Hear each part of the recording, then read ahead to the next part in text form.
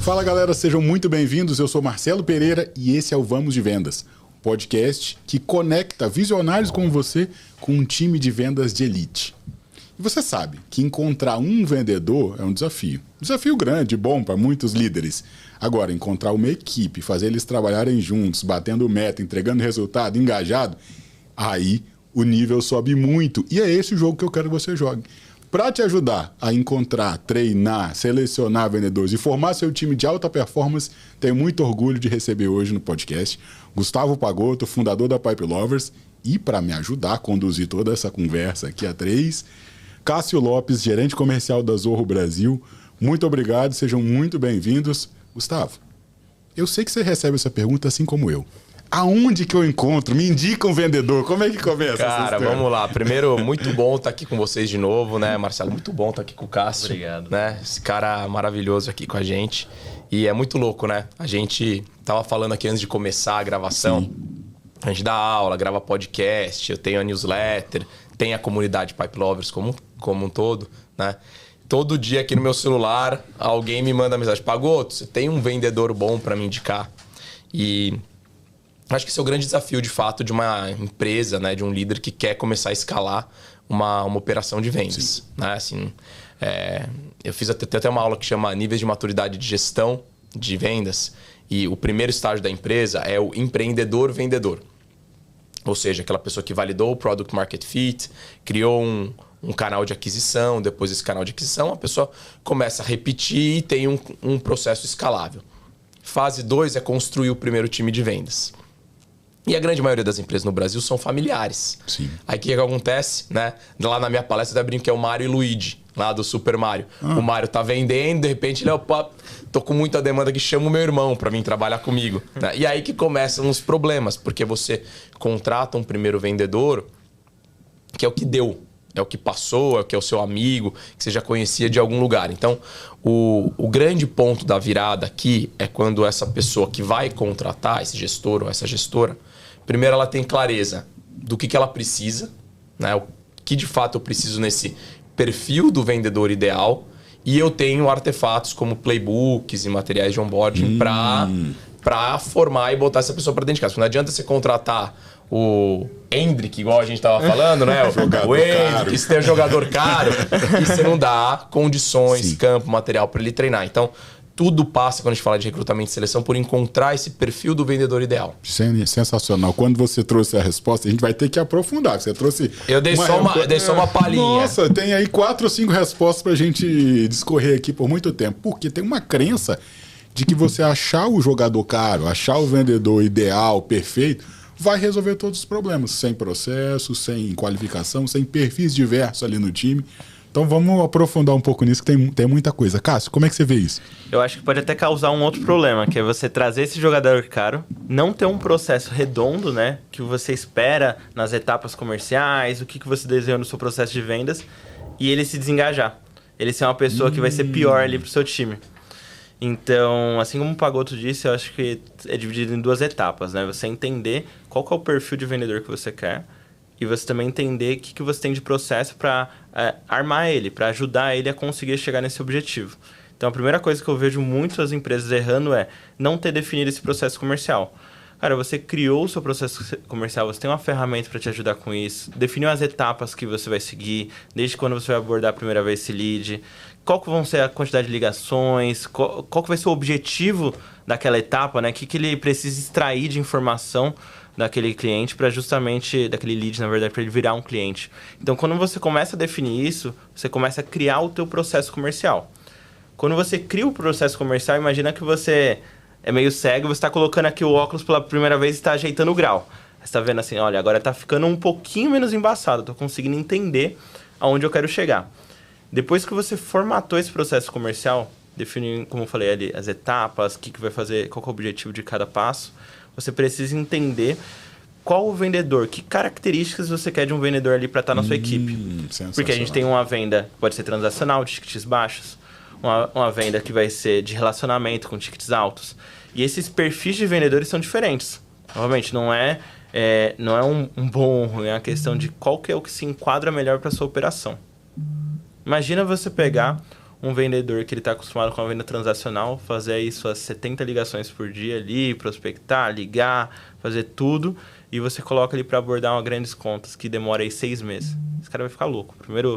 Primeiro mês que ele, na teoria, não trouxe uma receita, na cabeça dele ele falou assim, nossa, tô péssimo, não sirvo mais. Vai cair em depressão, vai começar a se questionar, se duvidar de si. Então, você precisa ter muito claro quem que você vai colocar em cada operação sua. Seja você um time de pequenas e médias contas, um time de grandes contas. E quando você tem essa clareza, que é só quando você cria esse processo, fica muito mais fácil de você selecionar e descobrir quais são as habilidades que você precisa para ter ali o vendedor certo. Entendi. Não tem uma resposta pronta, então, quem é o vendedor ideal? Sabe que tem um negócio interessante disso que o Cássio falou, que é legal comentar? Pô, eu trabalhei em grandes empresas, né? Trabalhei na TOTS, trabalhei no LinkedIn, trabalhei na Acreditas. E muita gente, depois que eu saí dessas empresas, falou, contratei fulana de tal, contratei fulano que trabalhou com você lá no LinkedIn, principalmente, que acho que era a empresa mais conhecida de todas essas. Pô, mas o cara aqui não tá performando bem. Cara, vamos lá. Esse cara trabalhou comigo lá no LinkedIn. Te falei que o cara era bom. Chegou aí na sua empresa, ele não é mais bom? Peraí. Tem um meio aí. Não é igual o jogador que chega uma hora vai ficando velho e não aguenta mais correr. Cara, vendedor em teoria vai ficando cada vez melhor. Então, o que tem de diferente, né? Acho que é muito legal isso que o Cássio comentou. Que, cara, qual que é o contexto? Será que você trouxe uma pessoa que era farmer para ser hunter? Você trouxe um SDR de inbound para fazer outbound? Você trouxe alguém que estava acostumado a fechar 5 contratos por semana e aí aqui o cara vai fechar um contrato por mês? Então, é entender bem qual que é o contexto que você tá para buscar alguém que caiba nesse contexto. E não assim, pô, achei um jogador caro e quero trazer ele aqui pro meu time. Às vezes, você poderia trocar esse jogador por 10 outros mais júniores ou com outro tipo de experiência que daria um resultado muito melhor. E o que eu estou entendendo aqui, vamos tentar resumir aqui para todo mundo ficar na mesma página, é que ele pode ser o melhor jogador do mundo lá. As regras do meu jogo aqui, do meu time, funcionam de um jeito diferente. Então tem que trazer um cara que é atacante lá para atacar aqui. Um zagueirão bom lá para defender aqui. Senão, trocar essas peças pode dar problema. Com certeza. Essa é uma camada. Mas tem uma outra camada, talvez, abaixo, que é as características pessoais. Ali, quando eu estou entrevistando, começando a contratar, chamei o Luigi, meu irmão. Falei, cara, talvez vou precisar de alguém além do meu irmão. Quem é que eu vou buscar? Quais são essas características comportamentais? Vocês têm visto lá no Pipeline, por exemplo, que você tem contato com muita gente. Eu olho, assim, acho que são dois elementos para serem avaliados no momento de contratar um vendedor. Primeiro passo muito importante, né? Até vou olhar para a câmera para dar essa mensagem. Manda. Você nunca vai conseguir recrutar um vendedor que seja 100% apto para a cadeira que você precisa. Por quê? Se a pessoa estivesse pronta 100% para aquela cadeira, ela já está buscando a próxima. Sim. A posição de vendas é uma evolução constante, é um aprendizado diário. Então, se hoje eu trabalho muito bem com contas pequenas, eu já estou começando a me desenvolver para contas médias. Então, se eu for aplicar para uma vaga, eu vou aplicar para uma vaga de contas médias. Se eu sou um vendedor enterprise, eu trabalho com grandes contas, tenho uma grande carteira de clientes, a minha próxima posição não vai ser para fazer a mesma coisa. Eu vou buscar um próximo passo, vou tentar ser um supervisor, um coordenador, enfim, um líder, da forma que seja. Então, você nunca vai encontrar um vendedor que esteja 100% aderente. Mas nesse aspecto, o que você precisa olhar? Quais são os elementos mínimos que essa pessoa precisa conhecer? E aí eu falo de 3 pilares. Boa. O primeiro é, qual é o conhecimento mínimo do negócio, do mercado? Então, eu conheço o segmento, eu conheço a indústria, eu conheço a região, eu conheço a persona, né? Eu estou vendendo para um departamento, estou vendendo para a área de TI, eu consigo falar minimamente sobre questões técnicas. Então, esse é o primeiro elemento.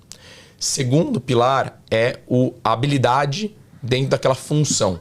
Foi um pouco até do que a gente falou aqui antes. Eu estou contratando um hunter para ser farmer, eu estou contratando um SDR inbound para trabalhar como BDR outbound, eu estou trabalhando alguém de conta com grande volume de pipeline para trabalhar com poucas contas. Então, é entender se essa pessoa já teve a experiência funcional do que ela vai fazer aqui na minha empresa.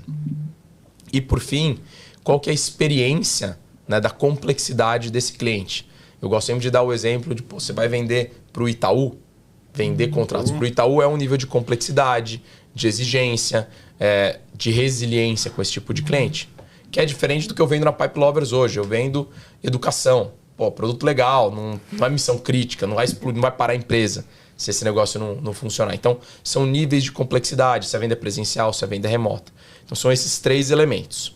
para ver se a pessoa, qual o conhecimento mínimo que ela tem sobre esses 3 fatores na hora de contratar.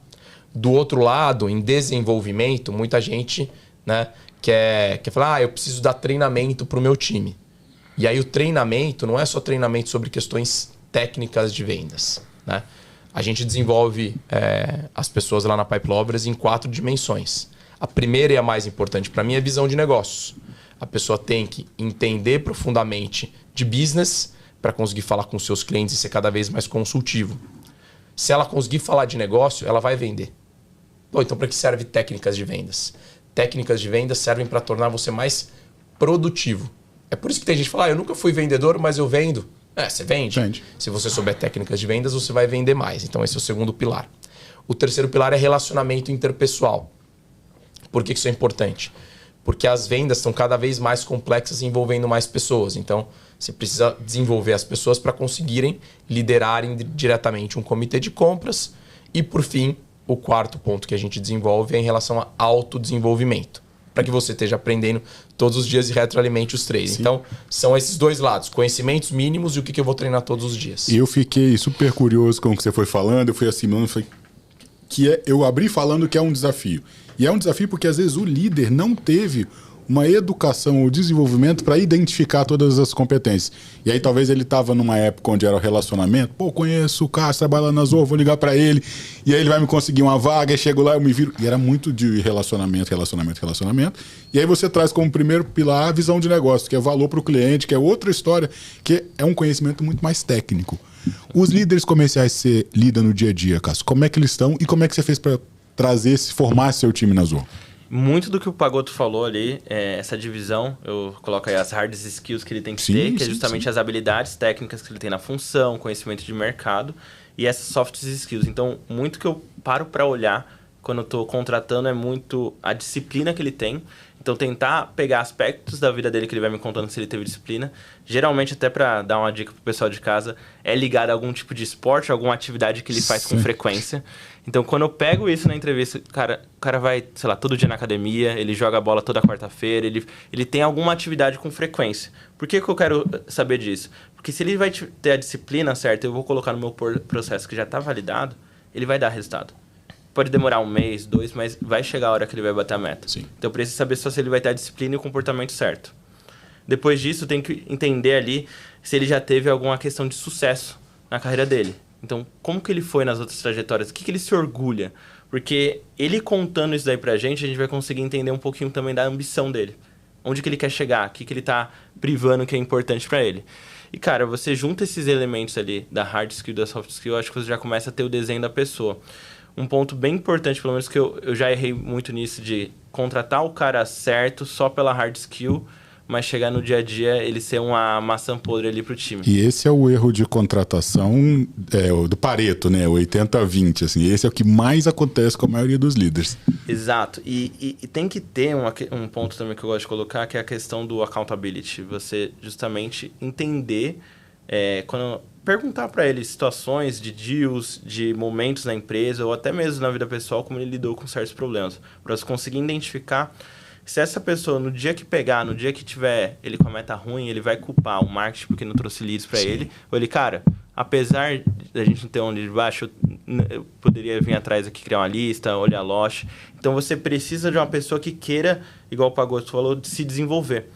Isso, para mim, hoje, pelas entrevistas que eu fiz, é o primordial. Se eu sinto que ela quer se desenvolver através de disciplina, ela tem esse accountability, ela tem essa ambição de sucesso, cara, eu consigo despender mais tempo para ela para treinar. Se ela não tem isso, ela tem mais ali hard skills, para mim não vale tanto a pena. Vai chegar um dado momento que o time vai evoluir, que essa pessoa vai estar na média, ele não vai ser mais o fora da curva, e ele não vai querer se evoluir mais, ele vai jogar a culpa em terceiros, e a gente vai acabar entrando em choque cultural. Então, não vale a pena.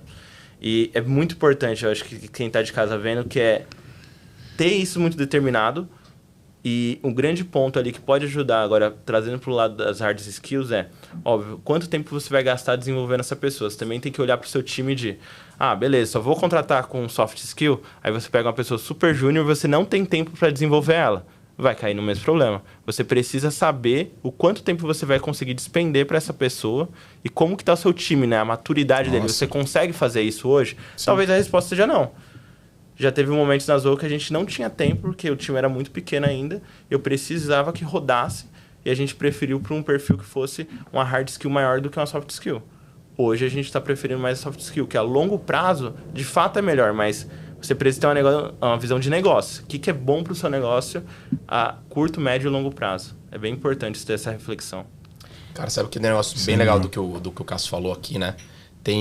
Eu converso muito na Pipe Lovers com empresas menores, né? Empresas que têm de 3 a 30 vendedores, né? E qual que é a realidade dessas empresas? Eu quero escalar minha máquina de vendas. Os primeiros vendedores não dá para errar. Porque você tem que validar o produto, o mercado, o processo, o marketing. E aí você não pode, é o último cara ali que toca a bola para dentro do gol. O problema não pode estar no vendedor. Então, se você tem times de vendas pequenos, você precisa investir em vendedores mais qualificados que até vão ganhar mais do que a média do mercado. Ao longo do tempo, seu time vai crescendo, você vai melhorando as práticas de onboard, de treinamentos recorrentes, os processos estão azeitados, o pitch, as matrizes de objeção. Sim. Você pode contratar pessoas mais júniores para fazer esse processo. E no ponto que o Cássio falou, né, sobre fazer as perguntas corretas para validar, tem uma metodologia que é muito legal para usar em recrutamento, em entrevistas de recrutamento, que chama metodologia STAR.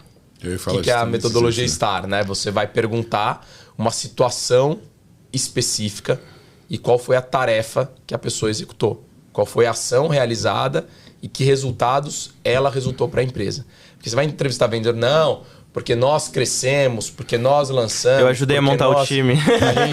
Eu participei da construção, né? Legal. Então, assim, esse tipo, por exemplo, quando eu conto a minha história, eu falo, eu participei do lançamento do Sales Navigator para América Latina. Você vai me perguntar, pô, mas Pagotto, me fala exatamente o que você fez.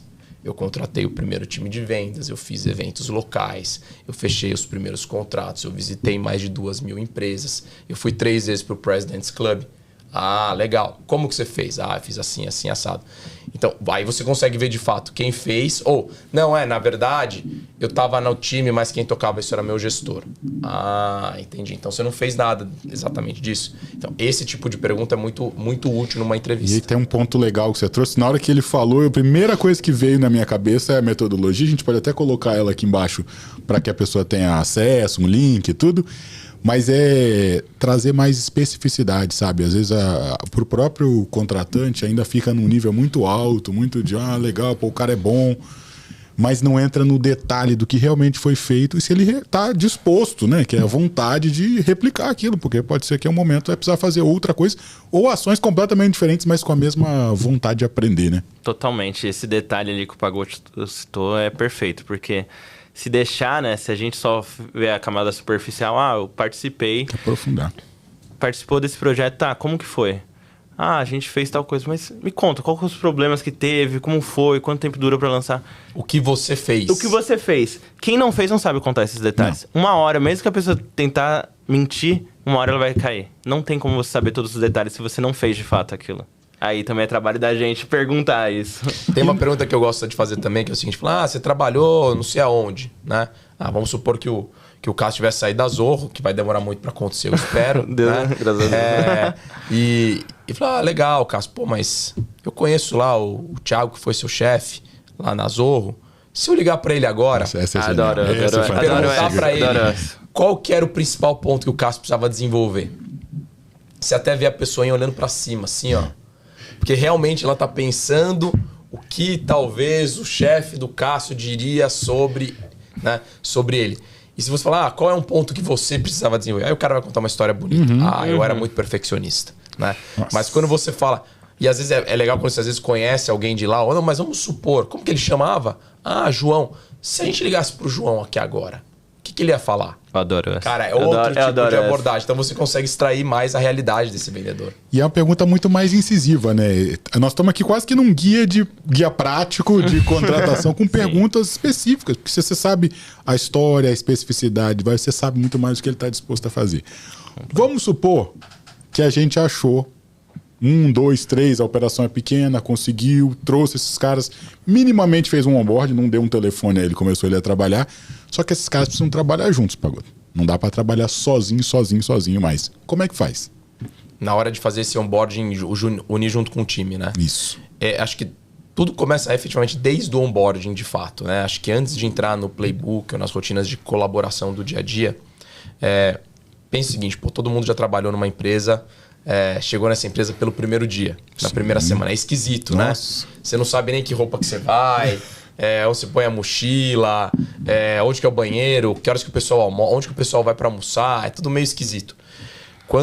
Até foi engraçado, a gente contratou recentemente uma vendedora e ao longo do onboard tem uma reunião individual comigo, né, para dar um pouco da cultura da empresa.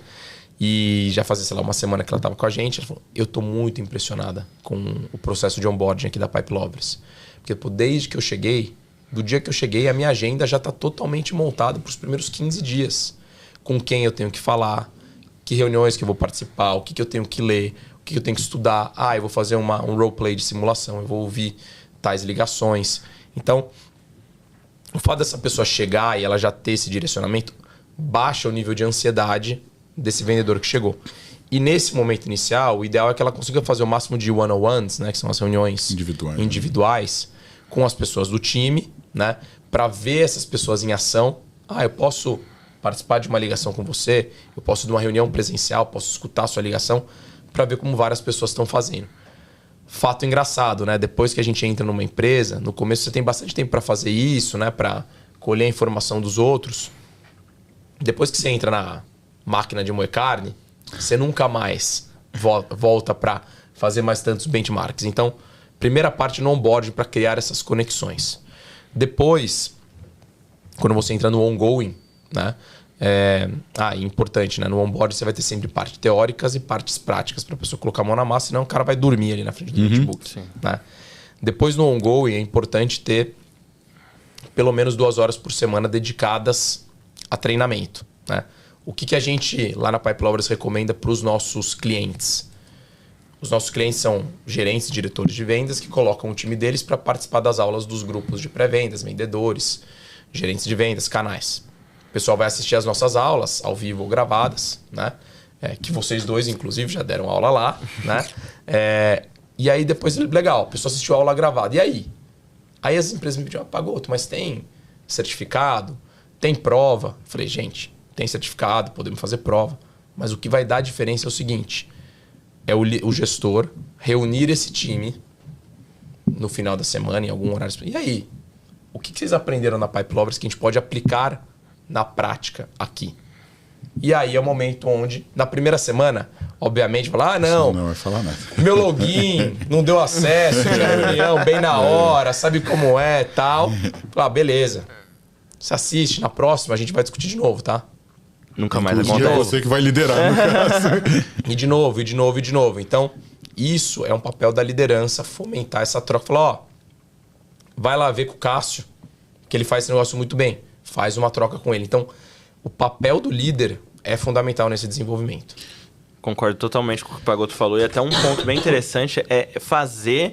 No início, você vai criar esses treinamentos. Você vai lá mesmo dar os treinamentos, você vai ter a sua equipe de treinamento, mas se você conseguir fomentar para que seu time mesmo consiga fazer esse aprendizado contínuo, eles liderem as reuniões de treinamento, alguém vai lá ter essas rotinas, vai ser importante. Porque tem uma coisa de... Vai lá o Cássio, gerente de vendas, falar pro time, o Cássio não tá vendendo mais. Ele vendeu ali no início, já foi.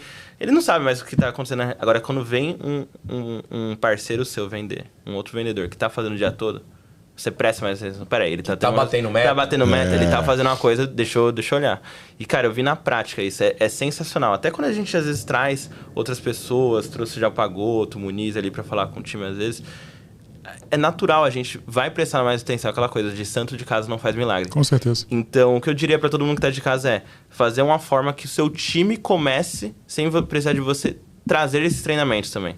Você tem uma rotina de, essa semana, quem vai dar treinamento vai ser o Rafael. Rafael vai ter que trazer um tema. O tema, Rafael, você pode falar de vendas social selling, você pode falar de vendas grandes contas, relacionamento com o seu cliente, upgrades, enfim, você vai ter que trazer algum desses temas. Vai fazer.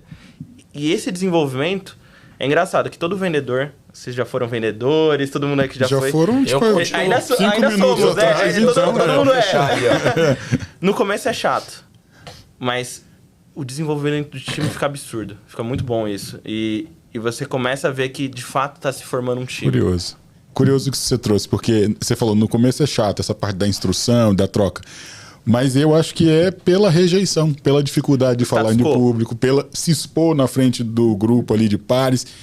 E é muito parecido com o que você faz quando está vendendo, que você tem que ligar para um cliente que você não conhece, que provavelmente ele vai te rejeitar 1, 2, 3, 18 vezes, até você conseguir construir ali uma relação. Então eu acho que é muito parecido. Você falou a questão da educação no início, e tem lá a pirâmide de educação, né? Você só sentar e assistir o vídeo da Pipe Lovers ou assistir qualquer outro vídeo de qualquer aula, você vai aprender 10, 20, 30% ali no máximo.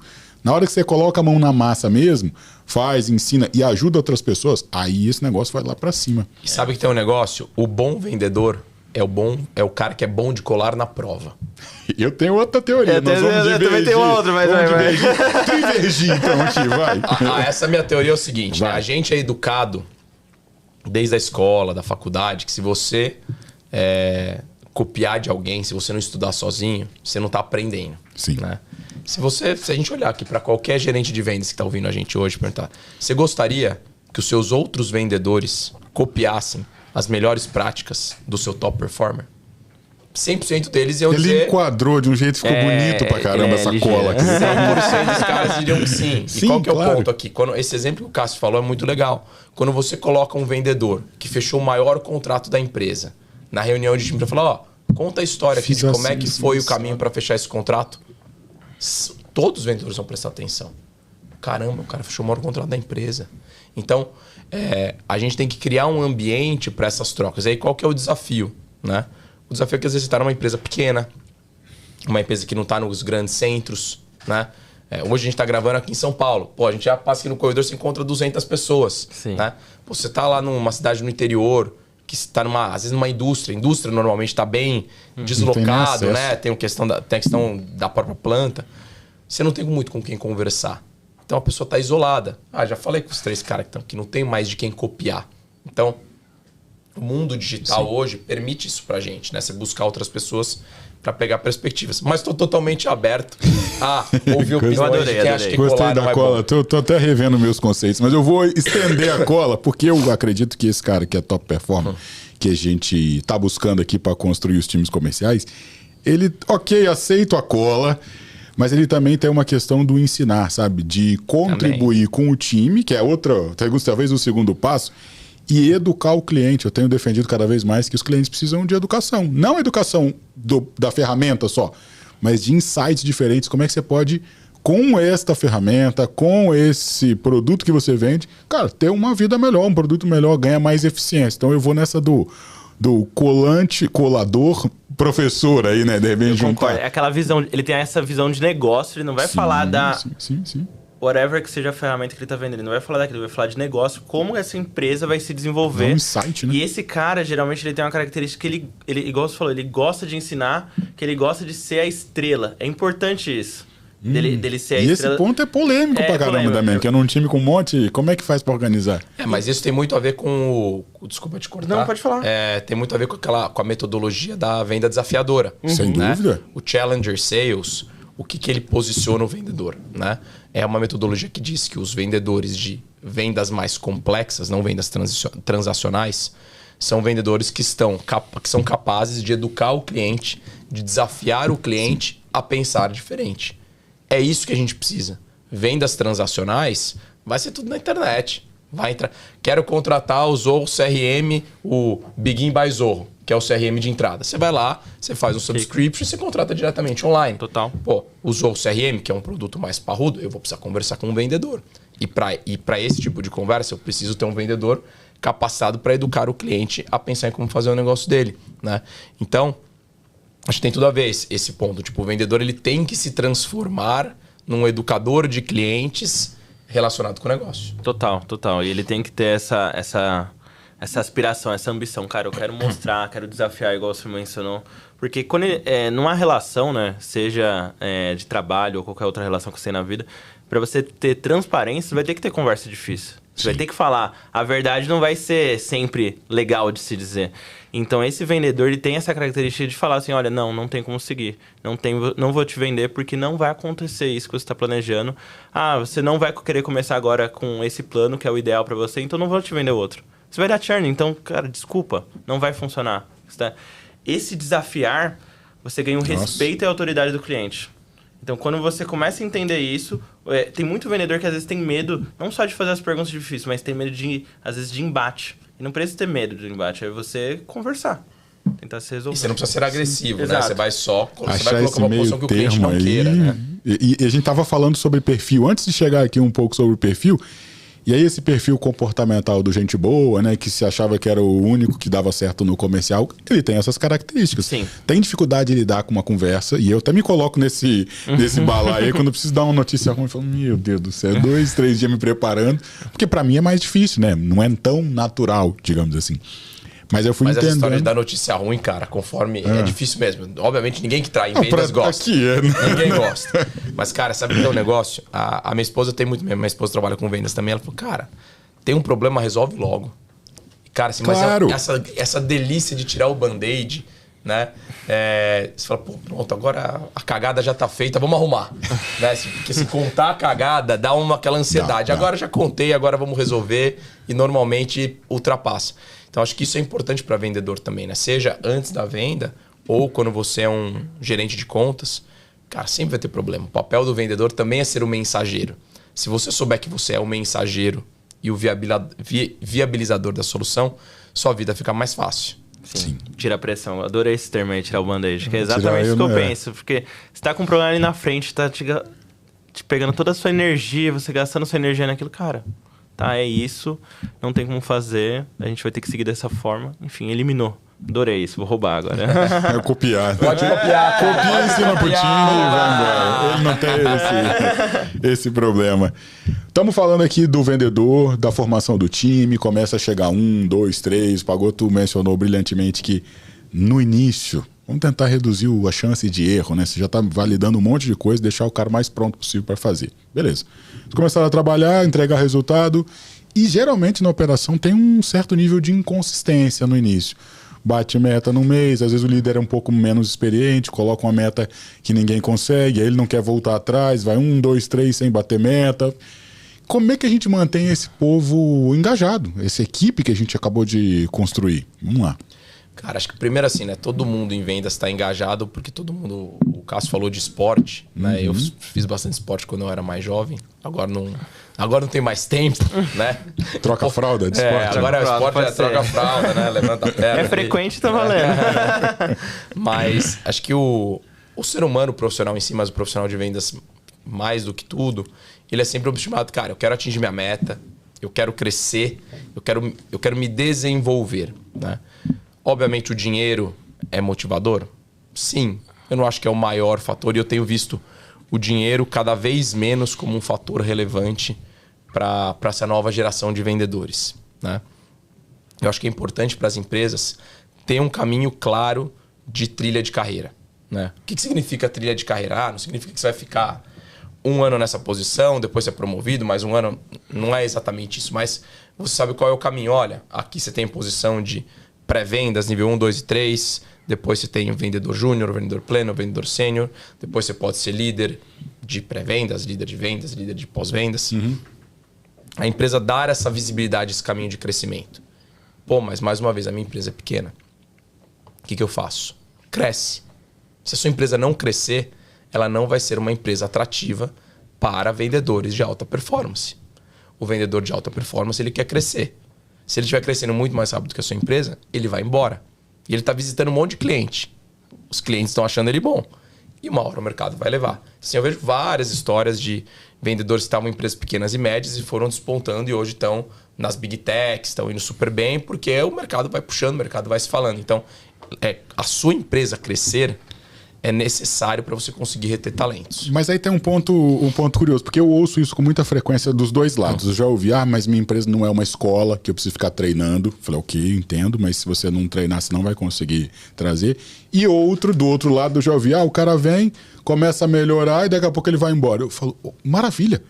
ele não vai embora sem deixar um legado, sem deixar uma oportunidade, sem deixar um registro para as pessoas que ficaram de que é possível. Eu venho de um setor onde o vendedor vira sócio. Assim, é recorrente vários casos do vendedor se desenvolver e é tão relevante no negócio que algumas empresas chamam ele para ser sócio em outra operação e vai tocando. E aí, as primeiras vezes que eu ouvi essa história, eu falei, caramba, cara, né? Lá no início, eu falei, puxa, eu quero ir pra lá. Eu quero isso, porque é uma oportunidade de crescimento e é uma das profissões que mais potencializa essa valorização do desenvolvimento. Que você vai melhorando, cara, vai melhorando. E até tem espaço, né, pra... Vamos supor, você tá perdendo o vendedor ali, sei lá, cada 1 ano, seus melhores vendedores vão embora. Tem alguma coisa na sua empresa que tá de errado. Um aprendizado, você tem que ter. Exato, mas aí tem alguns aspectos interessantes, né? Eu lembro que eu vi essa estatística uma vez, eu fiquei meio assustado. Quanto tempo, em média, um vendedor fica numa empresa? Qual que é? Agora eu tô querendo saber. Tô querendo saber para fazer um Esse bench dado, aqui. esse dado é assustador. Para vendas transacionais, o tempo médio de um vendedor na empresa é de 1 ano. Eu ia chutar 8 meses. 1 ano. Mas assim, é que baixo. você tem o cara que fica 3 baixo. meses, você tem o cara que fica 2 anos, na média ele fica 1 ano.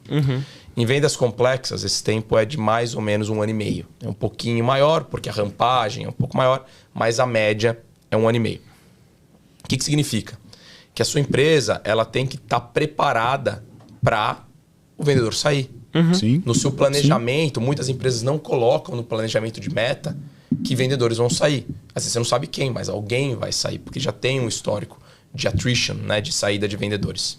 Quando eu trabalhei no LinkedIn, nos onboardings, a gente ia lá para os Estados Unidos para fazer um onboarding, chegava lá o VP global de vendas, entrava na sala lá meia hora e falou, olha pessoal, vocês estão entrando aqui, qual que é o nosso objetivo com vocês? Vocês vão entrar aqui, um dia vocês vão sair. Caramba, tô entrando no primeiro dia? Como é que você recebe essa notícia? Mas um dia vocês vão sair. Porque, cara, é natural da vida. A gente espera que vocês fiquem o maior tempo possível. Mas, se a sua curva de crescimento de carreira foi assim, a gente espera que quando você chegou do LinkedIn para frente, a sua curva seja assim. A gente espera que estar nessa empresa seja transformador para você e que você possa crescer e se desenvolver para onde quer que você vá depois, que você fique o máximo tempo possível, mas que isso seja transformador para você e que você cresça aqui. Pô, isso é muito inspiracional. E isso se conecta com um termo que o Reid Hoffman, o fundador do LinkedIn, usa, né? Que é o termo de Tour of Duty. Não serve só para vendas, né?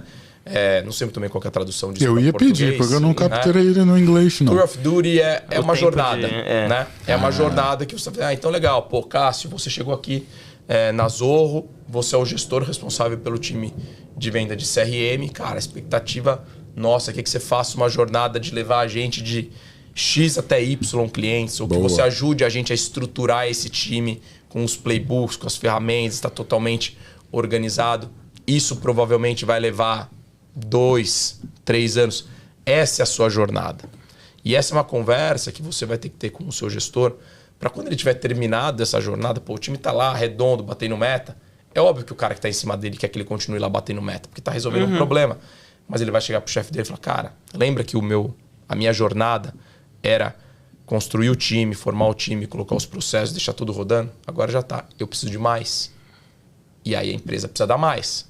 Se a empresa não der mais, cara, então agora é a hora que eu vou começar a olhar para mais em outro lugar. Vou voltar na nossa questão de trazer alguém que tem aderência ao time no momento certo. E esse cara que é bom, vamos dizer assim, parece que é uma característica dele que ele quer se desenvolver. E ele vai continuar se desenvolvendo, seja aqui ou seja em qualquer outro lugar, né? Então isso é... A melhor coisa é você dar para essa pessoa exatamente esses estímulos, né? Você dá cada vez mais campo para ela conseguir correr. E é igual o Pagotto falou, se não tiver mais, cara, ela cumpriu pelo menos o que foi acordado, né? Sim. Eu sempre brinco que a minha gestão é de acordos, né? Então a gente tem acordos que é a meta, tem acordos que é ter a gestão do seu pipeline em dia, para eu saber todo o seu forecast que você vai ter, e ter um comportamento certo, adequado que a gente espera ali na Zorro, que a gente tem isso daí como, enfim, bullet points ali que a pessoa tem que cumprir. Então se você está fazendo tudo isso, está entregando e está de acordo com o que a gente planejou, o que o Pagotto falou é muito legal. Eu tenho o costume de, quando eu assumi o time, eu conversei com cada um individualmente, eu fico dividindo em rituais e objetivos. Os rituais são a gente fazer as reuniões de time, depois a gente pode falar, mas os objetivos você precisa entender onde que essa pessoa quer se desenvolver, chegar e casar com o objetivo que você tem da empresa. Sim. Se você, a pessoa tem um objetivo de... Hoje ela está num time de contas pequenas. Ela quer chegar, ser um vendedor enterprise. E se chegar na hora o time tiver... Não tem como colocar ela. Não tem como ter nenhuma vaga. O time está rodando muito bem. Tá tudo tranquilo. Ela está batendo a meta no seu time de SMB. Vai fazer o quê? Você não pode travar essa pessoa. Você tem que, obviamente, estimular. Você vai tentar ao máximo fazer para ela ainda permanecer. Mas se mesmo assim não for possível, ela cumpriu o acordo com você e tá tudo certo também. Acho que tem um desafio que é relevante nessa troca, nessas passagens, que é assim, acabou o ano fiscal. A pessoa quer, porque assim, tem os performance reviews. Sim. Né? Uhum. Cara, chega no performance review, a pessoa, qualquer um, tem a expectativa de ser promovido ou ter um aumento de salário. Né? Uhum. Os top performers, principalmente. E aí o que normalmente acontece é isso, pô, não tem uma vaga disponível exatamente agora. E aí eu vejo muito vendedor, né? Eu vi isso muito lá no LinkedIn, que tinha muitas áreas, muitos departamentos. Aí o cara assim, a vaga ideal para você é nessa área, nessa divisão. E a pessoa fala, mas eu quero ser promovido agora. Quero sair de pré-vendedor para executivo de vendas. E o cara ia para outra vaga. O cara dava 2 meses, dava 3 meses. Às vezes ele não tinha nem começado na outra vaga, a vaga que ele queria abria. Então, para quem é vendedor e estiver ouvindo a gente, eu acho que tem aqui ter um pouco de paciência. É difícil. Sim. Né? Eu não tive, né? Mas... Agora, né? Fica o conselho, porque às vezes você espera, né? Você pode até se colocar um tempo. Pô, agora é o que eu queria, mas eu vou definir um tempo aqui de 6 meses. Cara, 6 meses na sua vida não é nada. Não nasce nenhum filho em 6 meses, né? Então, pô, fala assim, eu vou esperar 6 meses ver se aparece uma vaga. Por quê? Às vezes é um fulano que sai, que é mandado embora, que o mercado leva, abrir uma nova posição, né? Então, o final do ano, que é quando as coisas começam a acontecer, até março, o primeiro trimestre do ano é onde tem a maior rotatividade de cadeiras em vendas. Fulano sai, fulano é mandado embora, empresas contratam, empresas demitem. É um marco de virada nas empresas. O primeiro trimestre acontece muita coisa. Então, pô, se você tá nessa ansiedade, cara, espera até abril, maio, que aí você vai ver. Aí a coisa acentua, aí beleza, não aconteceu nada. Aí tá na hora de você começar a olhar para Você fechou uma jornada, aí é a hora de começar a olhar para onde é um outro lugar que vai ser melhor do que aqui. Sim. O ponto quando você trouxe a questão do tempo que o vendedor fica, tipo, para mim aquilo é de uma clareza para o gestor, assim, sensacional. Porque ele já sabe que vai ter que começar a buscar outras formas de reestruturar, porque esse é o tempo médio. Ele pode ser acima da média, tudo bem, mas ele já sabe mais ou menos ali. E é um desafio fazer essa gestão da jornada, né? Isso que você falou do Reid Hoffman lá, pô, o cara super... tem um nível de clareza e maturidade para negócios, pô, um puta investidor de um monte de empresa e tal. Talvez não dê para pegar ele como um exemplo para as indústrias, para empresas que estão fora dos grandes centros.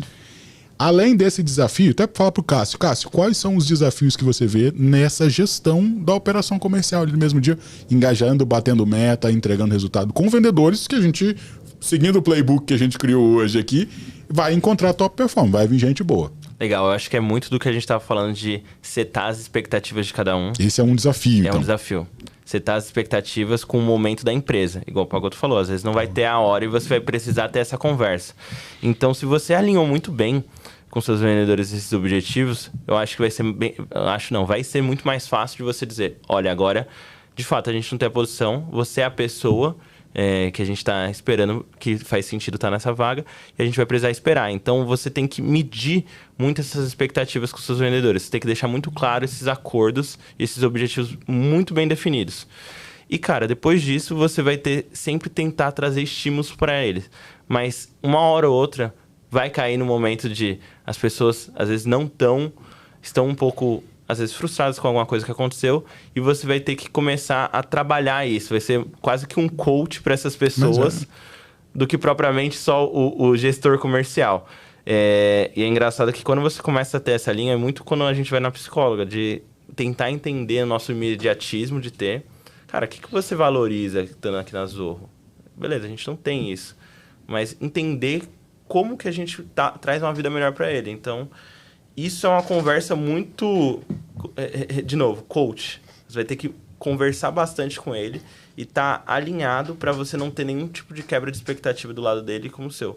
Mas eu sinto que a maioria das pessoas que saem das empresas hoje é porque ou tem essa quebra de expectativa quebrada ou ele não tem um plano de carreira muito bem definido, igual o Pagotto falou, Sim. e ele fica cego, ou ele tem um problema muito grave com o gestor dele. E todas essas se resolvem você tendo essa conversa que eu chamei de conversa de coach, whatever o nome que você coloca na sua empresa, mas é uma forma de você alinhar. As pessoas acham que não vão gostar do termo conversa de coach, mas todo o resto tá maravilhoso. Vamos fazer um rebranding desse negócio aí. Olha, tem um negócio interessante nas coisas de mudança de carreira, né? Porque você falou do ponto de, por que eu quero mudar? Outro dia uma pessoa lá da Pipe Lovers veio me falar que tinha recebido uma proposta. Não estava pedindo demissão. Eu recebi uma proposta de uma empresa, assim assado. Nunca tinha ouvido falar da empresa, era bem maior do que a minha. Ia para morar em outra cidade. E eu nunca tinha parado para pensar que eu podia morar nessa cidade. Achei muito legal, tal. Era uma proposta para ganhar um pouco mais. Falei, legal. Ok. Primeiro ponto que eu queria te perguntar. Se fosse para... por que você está pensando em morar nessa cidade? Você quer ir trabalhar nessa empresa ou você quer morar nessa outra cidade? Bom ponto. Vamos separar as coisas. Vamos separar. Então, assim, você recebeu uma proposta para trabalhar em outra empresa, para morar em outra cidade e para ganhar mais. Você já tinha pensado em trabalhar nessa empresa? Não. É isso que você quer? Não sei. Você gosta de trabalhar aqui? Você quer trocar para essa empresa? Não, eu gosto de estar aqui. Legal. Essa outra cidade. Cara, a gente trabalha remoto. Você pode morar nessa cidade. Vai para lá, né? E o terceiro, tá bom, você recebeu uma proposta de remuneração, né? Tem aquele livro do CEO do Netflix, né? A Regra é Não Ter Regras. Que não sei se eles fazem isso ainda no Netflix ainda, né? Mas eles fomentavam a galera assim, cara, faz entrevista aí no mercado. Vamos ver quantos caras estão te pagando. Eu não sabia dessa história. Eu sabia dos Apples. Ali atrás, pegar ele, ó. Essa história pra mim é nova. A regra é não ter regras, ó. E aí incentivar o time a fazer entrevista, isso aí é ousado, hein? Reed Hastings. Né? A regra é não ter regras. E o que ele fala aqui no... Era uma época lá da Netflix, né? Não sei se agora que eles estão mais enxugando Acho mais difícil. os cursos, mas era assim, Cássio, vai fazer entrevista, bicho. E foi engraçado, no caso dessa pessoa, ela tinha recebido 2 propostas. Ela me mostrou uma outra proposta. Uma das outras propostas, você vai ter que trabalhar numa empresa que é em Alphaville, em Barueri, aqui em São Paulo, a pessoa não é de São Paulo. Falei, entendi, paga bem, né? Mas custa mais caro morar em São Paulo, né? Ter que mudar sua vida para São Paulo. Ele, então, realmente não é... Nesse caso, ela não vale a pena para mim. Mas, de fato, o cara tava fazendo um bom trabalho, né? Fazia sentido fazer uma revisão de remuneração. Então, assim, ele não queria mudar de empresa, ele podia mudar de cidade, e ele recebeu uma proposta e a gente teve que renegociar isso e fazer sentido dentro do meu contexto, né? Então, essas conversas, eu gosto de quebrar em 2 partes. Você terminou a sua jornada aqui, você está feliz, você não tem mais para onde ir, não tem mais espaço, é isso mesmo? Tá bom. Próxima discussão para onde você deveria ir para ser mais bem sucedido, né? Você quer para uma empresa do tipo X, Y, Z, em São Paulo, no Rio, no Floripa, em Vitória. Para onde você quer ir? Que posição? Tá bom. Normalmente, a proposta que a pessoa recebeu não é para esse lugar que ela gostaria de ir. É só uma porta de saída. E isso é uma grande cagada que a grande maioria das pessoas fazem quando saem da empresa. Ela recebe uma proposta para ganhar mais, aí ela vai porque vai ganhar mais, mas ela vai para um lugar que vai afundar a carreira dela. Exato. Ela não vai ter as mesmas oportunidades, né? Então, enfim. E é papel do líder fazer essas conversas, troquei o termo agora, de reflexão. Lindo. Troquei Ficou já, gente. muito mais vendável. A desafiadora também, ó. Cadê quem tá aí? Aqui, ó. O Venda Desafiadora. Tá boa a biblioteca da galera. Tá boa, aqui, tá boa mesmo. Da G4, é você que tá mandando essa biblioteca. Você já sabia que tava aí, ele já plantou a semente para depois pegar o livro. Ele acha que engana a gente. É importante você ter essas conversas de reflexão, porque, igual o Pagotto disse, a maioria das vezes que algum vendedor seu quer sair, ele não juntou todos esses pontos. Tem alguma coisa que você ainda não descobriu que está trazendo essa insatisfação para ele. E pode ser salarial, pode ser que alguma nova ordem da empresa trocou. Enfim, alguma coisa fez que ele resolveu sair, ele se incomodou. E se a gente pensar bem no perfil do vendedor, que é um perfil ali no DISC DI, então não é, ele tem o lado analítico, mas ainda não é tão desenvolvido igual outras áreas. Então ele deve estar provavelmente tomando essa decisão momentânea por alguma situação que aconteceu e ele não parou para analisar. Você, como gestor, tem que ter esse lado mais analítico desenvolvido para sentar com calma e entender. Se for o caso de fato, de acabar o Tour of Duty dele, cara, tranquilo, maravilhoso. Estamos em paz, parabéns. Segue fundo nessa nova jornada. Boa sorte, manda leads. Exato. Caso não, vale muito você trazer essa conversa. E não é uma conversa... Eu já vi empresas fazendo de uma forma muito ruim essa conversa. É uma conversa, de fato, como de pessoa para pessoa. Não é mais como líder liderada. Cara, já pensou o que você quer na sua carreira, igual o Pagotto falou? Qual é a sua empresa que você almeja? Qual tipo de produto você quer vender? Que você, onde você quer viver? O que é importante? O que você valoriza dentro de uma empresa? Então, quando você começa a ter muito claro essas respostas, fica tanto para você quanto para ele, cara, realmente, faz sentido você ir nessa vaga? Não faz. E, cara, é muito... Então, um negócio para gestão que a gente vai ficar meio desesperado, né? Porque você tem a pressão de toda a meta, você tem a pressão de lidar ali com o time. Quando alguém pede demissão, cara, eu já fiquei doente. Sim, porque eu já fiquei doente direto ali, corta imediatamente. 2 vezes eu fiquei, cara, assim, 2 vendedores muito bons do meu time saíram, assim, em momentos diferentes.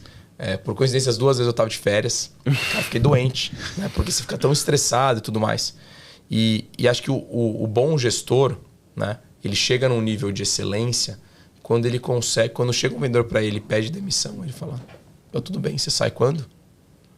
Porque você já está planejado que você está fazendo um outro processo seletivo, você tem outros candidatos que estão no pipeline e está no seu plano que alguém vai pedir a conta.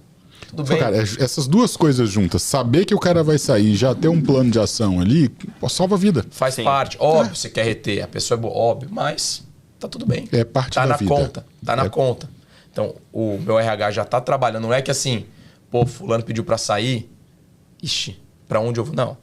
Entrevistas já estão rolando consistentemente.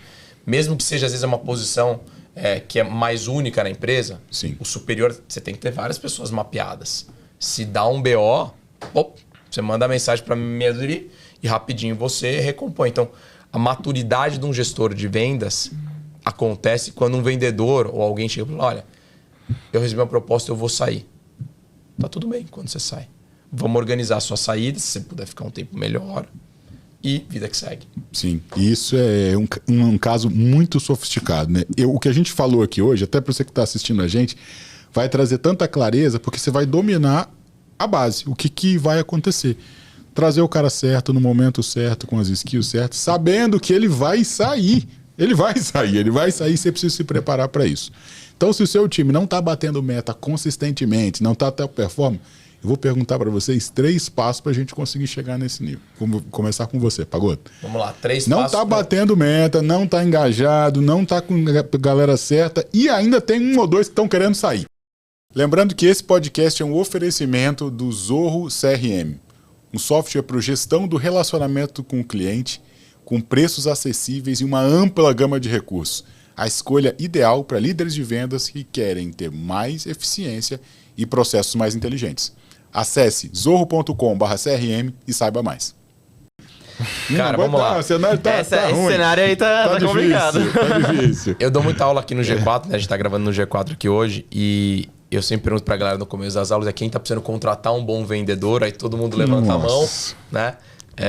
Então a gente ajuda a resolver isso na Pipe Lovers também, então já fica o CTA aí. Era daqui a 3 minutos ele deu um pré-CTA para jogar o CTA lá.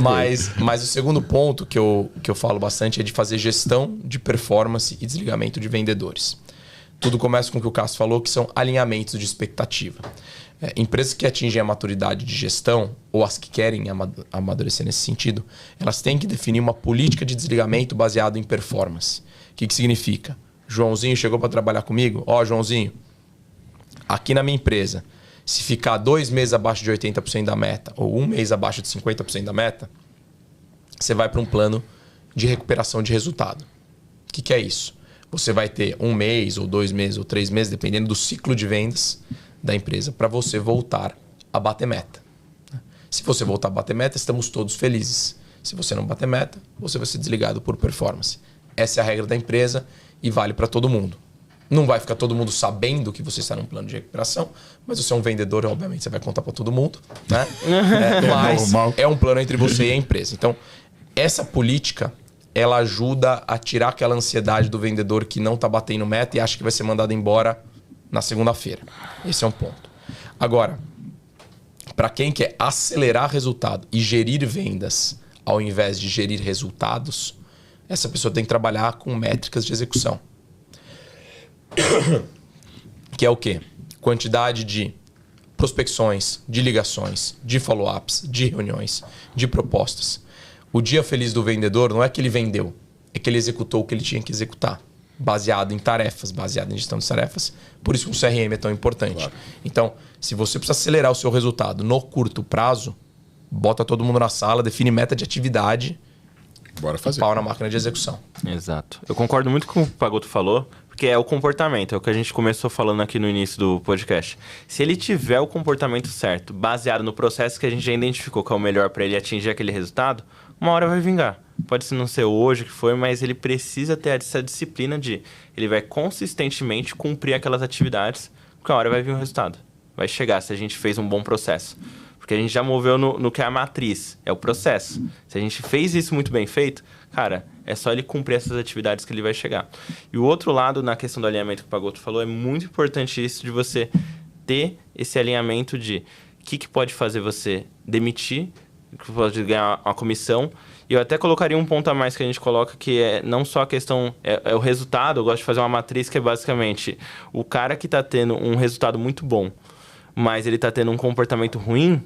Esse cara, eu brinco que é o Neymar. Ele é o cara que... É o Romário. Tipo, não vai ser bom pro time. Não. Uma hora ele vai... Às vezes vai, mas na média não faz bem. Ele vai ganhar uns jogos ali, vai trazer, mas no total, no resultado do ano, o seu time não vai fazer bem. Ele vai acabar contaminando outras pessoas. Quando a gente pega um cara que ele tem um comportamento muito bom, mas não chegou no resultado, cara, você treina ele. Ele vai chegar. Treina ele que vai dar certo. E o perfeito ali é justamente que ele tá com os dois, né? Ah, não tá com os dois? Nem deveria ter contratado, gente. Já errou ali, errou no step anterior. Então, é muito você ter essa visão e você deixar... Hoje em dia, eu percebo muito a importância de você ser extremamente claro. Aquela coisa, o óbvio precisa ser dito. Então, você dizer quais são comportamentos que não são adequados, você dizer quais são resultados realmente que você espera, porque senão fica muito mal entendido. E quanto mais claro isso, vai trazer mais paz para você que é gestor, que você vai saber, cara, eu passei essa informação. Sim. Documentem, gente, deixem tudo arrumadinho no playbook de vocês, que isso vai trazer uma paz, uma tranquilidade ali para todos. Não só para você como vendedor, igual o Pagotto falou. Ele vai sentir, poxa, não bati meta esse mês, tudo bem. Eu posso me recuperar mês seguinte antes de ir para um plano de recuperação. Então, eu acho que clareza essa vai virar o jogo. Show, cara. Sensacional, sensacional. Pessoal, muito obrigado. Esse episódio foi fantástico. Tem conteúdo aqui para contratar certo, fazer um onboarding eficiente, engajar e ter um combinado para cá dar tudo certo. Se acontecer isso, isso e isso, e esses comportamentos são intoleráveis. Cria uma base de confiança com a liderança. Sensacional. Exato. Pagotto, quem quiser te encontrar e continuar conversando com você, como é que faz?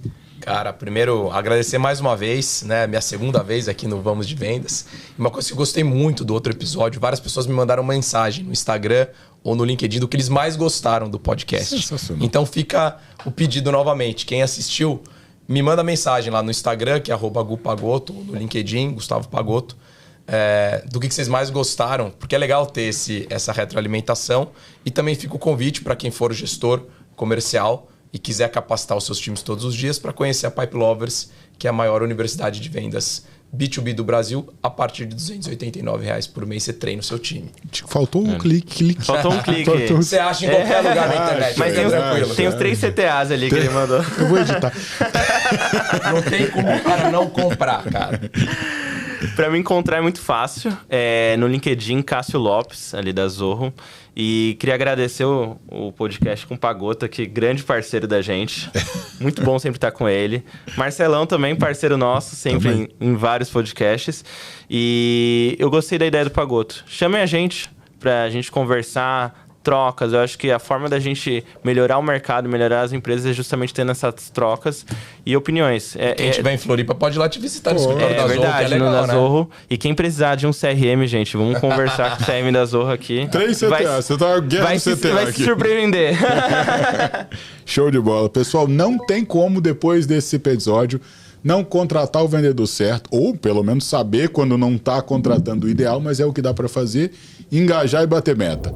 Assiste esse episódio, clica no sininho ali para ser notificado sobre os próximos. Eu sou Marcelo Pereira e a gente se vê num outro episódio. Um abraço. Valeu.